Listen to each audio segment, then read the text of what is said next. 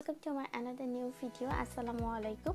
সেদিন সকালবেলা নাস্তা করে আমার একটা পার্সেল আসছিল ঈদের আগে, বাট আমি বাসায় ছিলাম না, তাই আর আমার হাজব্যান্ড খুলে দেখেনি। সো এখন আমি খুলে দেখতেছি, আর আমি আসলে সুপার এক্সাইটেড বিকজ এটা আমার শরদিন্দর ওয়ান অফ ফেভারিট একটা শাড়ি। তো আমি প্রায় 1.5 মাস অপেক্ষা করছি এই শাড়িটা হাতে পাওয়ার জন্য।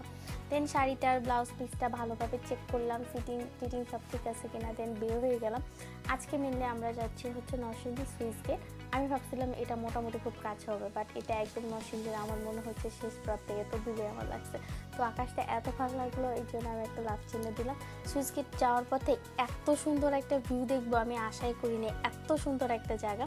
বাট ওদিকে যাওয়ার আমার টাইম ছিল না, ওদিক গেলে আমি সুইচ গেট যেতে পারবো না, তাই আর ওদিক যাইনি। কিন্তু ইনশাল্লাহ খুব তাড়াতাড়ি ওইদিকে আমি যাব। তো এই যে সুইচ গেটের এদিকে চলে যাচ্ছি। আর আমি ভাবছিলাম মানুষজন সেরকম হবে না, বাট এত পরিমাণ মানুষ, কারণ ঈদের ছুটি তো মোটামুটি শেষ। আমি একদম ঈদের ছুটির পরে গেছি যাতে মানুষজন কম থাকে, আর ঈদের সম্পূর্ণটা বাসায় ছিলাম, নাকতেই আমি আর বেশি বের হইনি। বাট তারপরেও প্রচণ্ড পরিমাণ মানুষ ছিল। আর এখানে কিছু টিকটকার না কি বলবো, এরা গান ছাইরা নাচতেছিল, এদেরকে কি বলে, এদের কি মজা না শান্তি আল্লাহ পাক জানে। এরা এইসবই করতেছিল এখানে বসে বসে। দেন ওদের কয়েকটা ভিডিও নিয়ে আমারও খুব মজা লাগতেছিল ভিডিও করতে। আমি সামনের দিকে যাচ্ছিলাম, এখানে মোটামুটি ছোটোখাটো একটা পার্ক বানাইছে, আর আমার কাছে মজা লাগছে এই বাচ্চাটার কাণ্ডটা দেখে। আমার বারবার বাবুদের কথা মনে পড়তেছিল, ওকে দেখার পরে আমার মনে হইতেছিল আমাদের আবরার থাকলে ঠিক সেম কাজটাই করতো। যদি ঘুম পাইতো যে কোনো অবস্থায় আমি ঘুমাইনি, একদিক দিয়ে গাড়িও চালা, একদিক দিয়ে আমি ঘুমাইনি। ব্যাপারটা অনেকটা এরকম হয়ে গেছে এই বাচ্চাটার ক্ষেত্রে। অ্যাট দ্য সেম টাইম এটা ঠিক অপোজিট পাশে যে দুইটা বাচ্চা যে মনের সুখে কীভাবে খেলতেছিল, তখন আমার মনে হচ্ছে যে আমরা যখন যে অবস্থায় থাকি না, সেই অবস্থাকে খুব ভালোভাবে এনজয় করতে হয় এবং সেই টাইমটাকে খুব ভালোভাবে স্পেন্ড করতে হয়। ওদেরকে দেখে আমার ঠিক এই জিনিসটাই মনে করতেছিল।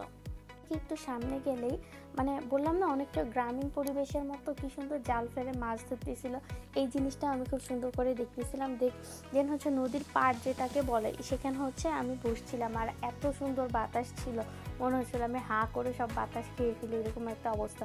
আমরা চেষ্টা করছি এই সুইচ গেটের চারপাশটা খুব সুন্দর করে ভিডিও করা, যতটুকু আমরা পেরেছি, কারণ প্রচণ্ড ক্রাউড ছিল।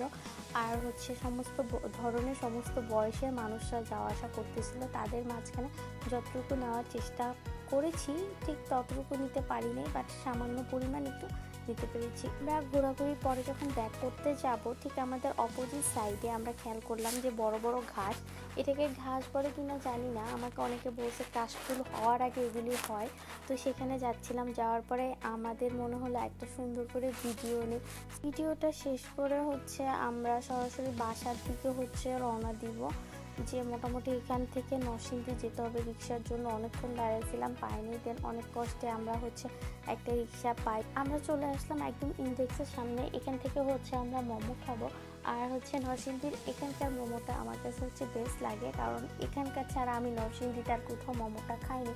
আর আমরা স্টিম মোমোর অর্ডার দিয়েছিলাম, আর এর আগে একদিন আমি স্পাইসি মোমোটা অর্ডার দিয়েছিলাম, সেটা প্রচণ্ড পরিমাণ ঝাল ছিল, খাওয়ার মতো কোনো অবস্থাই ছিল না। এটা কোনো নেগেটিভ রিভিউ না, যারা স্পাইসিটা অতিরিক্ত পছন্দ করে তাদের জন্য এটা বেস্ট। দেন কোকটোক খেয়ে আমি বাসায় চলে আসছি। বাসায় আসার পরে আমরা ফিমেল 4-এর সিজনটা পুরাটু কমপ্লিট করলাম, আর এটা আমার কাছে সবসময় ভালো লাগে। তো আজকের ভিডিওটা এই পর্যন্তই। Thank you for watching and আসসালামু আলাইকুম।